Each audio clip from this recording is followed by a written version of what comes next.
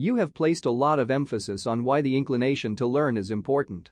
As we were talking about in the last section, there has been research on the expectations of employers. Is this research reliable? If so, what does it say about the reasons behind the demand of inclination to learn? It is a fact that this skill is important because, in this modern, rapidly changing business landscape, everyone needs to continually develop new knowledge and new skills to be able to compete effectively in the marketplace. According to a 2019 World Economic Forum report, 54% of all employees will require significant reskilling and upskilling in just 3 years. It has been observed that 40% of the employees without an inclination to learn would leave the company within the first year. Companies with employees who are motivated to learn enjoy 218% higher income per employee than companies whose employees are not motivated to learn. Companies with employees who are learning animals enjoy a 24% higher profit margin. As these figures show, inclination to learn is a very important factor for the growth of a company.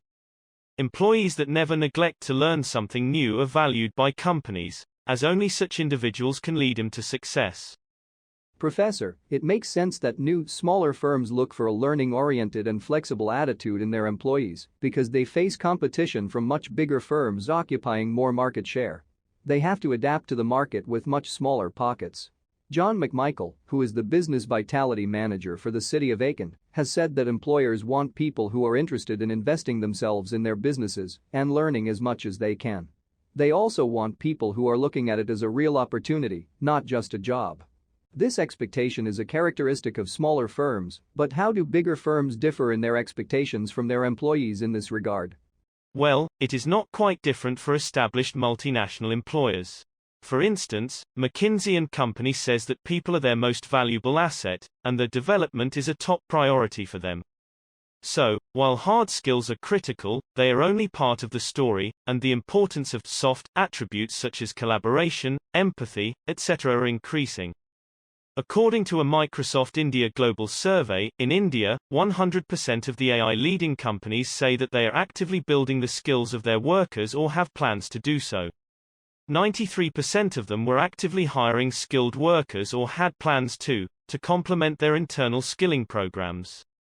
Anne Schulte, Chief Learning Officer at Procter & Gamble, P&G, explained why learning is more important in 2019 than ever, and how the firm's strategy reflects their belief that the fastest learner wins, because, they have noticed it, in this uncertain and changing markets that experimentation, rapid cycle feedback, and the ability to adapt are competitive imperatives, and all require learning. To help their people learn faster, they are disrupting the manner in which they manage learning and development. They focus more on the immediate business context and personalized needs by providing easy access to information and carefully curated training that is relevant and can be directly applied to work. In another research undertaken with 154 employers, in New Zealand, employers were asked to rate the importance of a number of business graduate competencies and also to rate new business graduates' performance for the same graduate competencies. The research found that the employers most valued ability and willingness to learn, energy and passion, teamwork and cooperation, and interpersonal communication. I hope this establishes the point that having an inclination to learn is very important for you to excel. Yes, Professor, that was certainly helpful.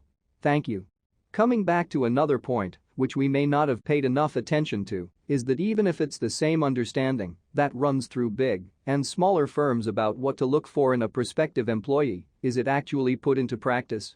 Smaller firms have a different work culture, and new employees find it more decentralized in terms of hierarchy of management. In bigger firms where the chain of command is less flexible, is there any point in being a learning enthusiast? Management hierarchies can be as diverse as the firms themselves, so there is little meaning in seeing your learning as something that should depend upon the company that you are applying to for a job. Employers across the world not only recognize how important this enthusiasm can be, but also actively include this as a part of their hiring practice. Eric Schmidt, chair of the U.S. Department of Defense's Defense Innovation Advisory Board, notes that a major pillar in Google's recruitment strategy is to hire learning animals. The CEO of AT&T believes that it is not about learning a set of skills and then being prepared for life.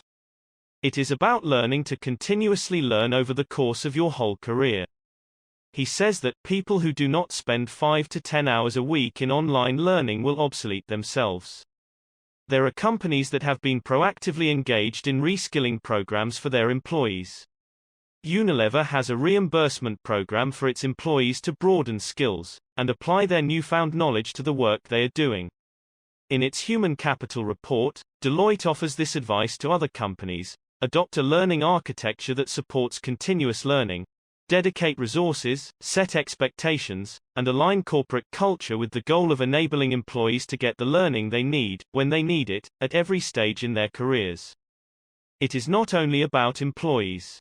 Nathan Baird, CEO of Methodry, author of Innovator's Playbook, speaks on the importance of learning for business leaders and says, where traditional management thinking skills are great for managing uncertainty, an innovation project is never certain, and the way forward is often complex and ambiguous.